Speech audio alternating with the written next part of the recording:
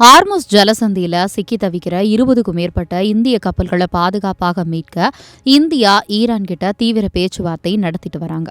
கச்சா எண்ணெய் மற்றும் சமையல் எரிவாயு ஏற்றி வந்த இந்த கப்பல்கள் அமெரிக்கா ஈரான் போர் காரணமா கடந்த சில வாரங்களாகவே நடுக்கடல்ல முடங்கி கிடக்குது. இந்தியாவினுடைய வெளியுறவுத்துறை அமைச்சகம் ஈரான் கிட்ட ரகசிய பேச்சுவார்த்தையில ஈடுபட்டாங்க.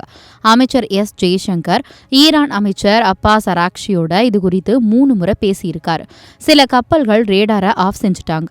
ஆபத்தான முறையில பயணம் செஞ்சு இந்திய துறைமுகங்களை வந்தடைவதாகும் தகவல்கள் வெளியாகியிருக்கு. இந்தியாவினுடைய எரிசக்தி தேவைக்கு பெருமளவு மத்திய கிழக்கை நம்பி இருக்கிறதுனால இந்த கப்பல்களை மீட்கிறது மிக முக்கியம்.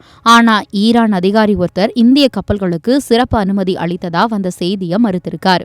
இதுக்கிடையில போற முடிவுக்கு கொண்டுவர ஈரான் அதிபர் மசூத் பெசேஸ்கியான் 3 நிபந்தனைகளை விதிச்சிருக்காரு.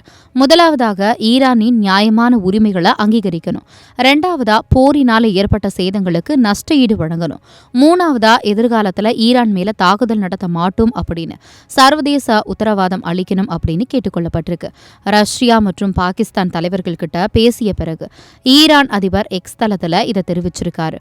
ஆனா அமெரிக்க அதிபர் டொனால்ட் ட்ரம்ப் வேலையை முடிக்காம திரும்ப மாட்டோம் அப்படின்னு கூறி போரை தொடர்வதில் உறுதியா இருக்காரு.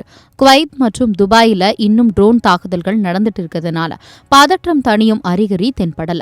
கச்சா எண்ணெய் விலை மீண்டும் $100 தொட்டுள்ளது உலக பொருளாதாரத்திற்கு பெரும் அச்சுறுத்தலாக மாறியிருக்கு.